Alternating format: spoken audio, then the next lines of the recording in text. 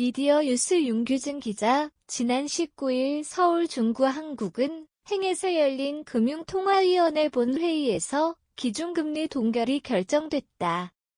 지난 2월부터 6연속 동결로 삼고 현상과 중동 전쟁으로 인한 불확실성이 주요한 원인으로 꼽히고 있다. 한미 금리 차이가 현저하게 벌어진 지금 미국을 조차 금리를 인상하자니 심각한 경기 침체가 우려되고 반대로 금리를 인하하자니 높은 물가와 가계부채 수준이 우려된다. 그야말로 대한민국 경제는 진퇴양난의 상황에 놓여 있다. 미국의 CPI, 소비자 물가지수는 여전히 높고 소비 성향은 증가 추세에 있다. 미국 노동통계청의 12일 현지 시각 발표에 따르면 미국의 9월 CPI는 전년 대비 3.7% 올랐다. 전월 대비로는 0.4% 상승해 지난달 대비 상승폭은 감소했다. 하지만 여전히 전문가들의 예상치를 상회하는 수준이다. 또한 미국 상무부에 따르면 9월 미국의 소매 판매는 계절 조정 기준으로 전달보다 0.7% 늘어난 7,049억 달러로 집계되었다. 월스트리트저널이 집계한 전문가 예상치를 큰 폭으로 뛰어넘는 수준이다. 이러한 수치는 금리의 상승 요인으로 작용한다. 미국의 고금리 상황이 장기적으로 진행된다면 환율 상승으로 인한 부작용과 자본 유출의 문제를 초래할 수 있다.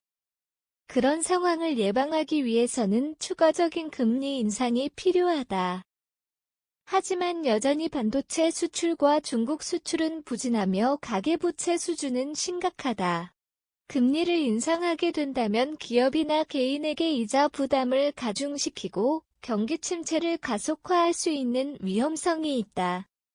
경기를 부양하기 위해 금리를 인하하는 것에도 제동이 걸렸다. 최근 발생한 이스라엘 하마스 전쟁으로 인해 물가의 변동성이 커졌기 때문이다.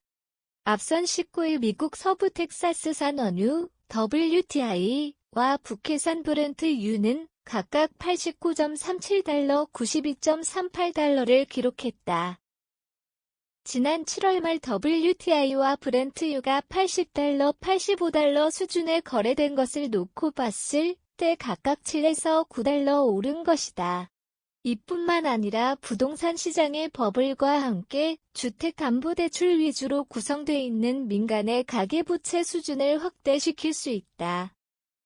19일 이창용 한국은 행총재는 금융통화위원회 통화정책 방향회의 후 기자간담회에서 하느니 통화정책을 느슨하게 해 부동산 가격이 올라가게 하는 일은 없을 것이라고 단언하며 흔히 말하는 영끌족에게 경고의 일침을 날리기도 했다.